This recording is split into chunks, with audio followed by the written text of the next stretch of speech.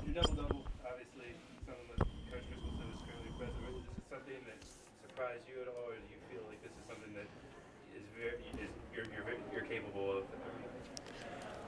Well, I'm not going out trying to get any specific stats. I'm just going out trying to compete real hard. Which portion are you more? I think do you think represents you more, the rebounds or the points, in terms of you as a player? Well, I'd rather just go rebound because if I go rebound, then it puts me in scoring position. As a player, how did you guys feel that the crowd reaction was tonight? You know, especially when Matt got those two big dunks, just the crowd just really react. How did you feel? Did you even notice it as a player, or did it spark you at all? Like, how was it? Yes, we all noticed it. We fed off of that. Isn't that when we got on our run? The crowd was a big factor. And if you looked ahead going against Notre Dame, you're going to probably go up against one of the best players in the country. Have you looked that far ahead, given any thought to going against? No, sir. We're just preparing for today, and I'm sure tomorrow and in practice we're going to start getting ready for them. So I can check with you tomorrow? Yeah. Do you know his name? Who? The guy from Notre Dame. You will. Any other questions for you guys? Coach Driscoll, I don't know if I've asked this yet, but you emphasize that there's three things that you need to do great to win games, and I can't remember exactly what they were, but how do you feel your team did in those three categories in particular today? 0 for 3. For three.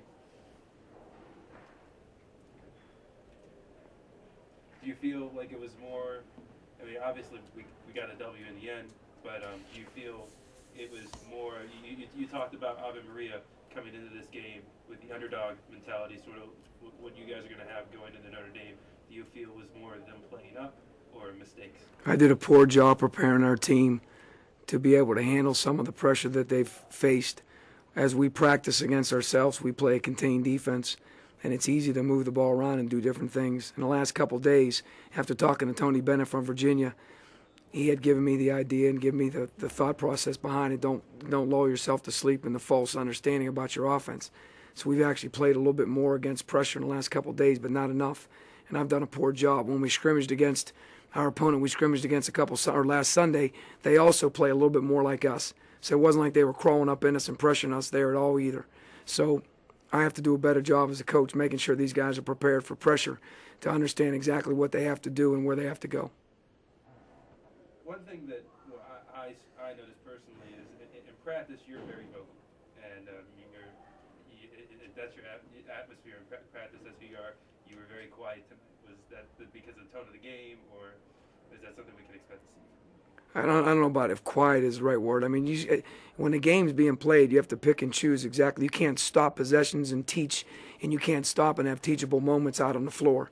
So you have to pick and choose when your battles are best fought and when you have to bring guys over during a free throw or maybe bring a guy over on a dead ball. So you can't just, be over there going like a lunatic, because the one thing I do know is I do know our guys understand that how I am is how I am.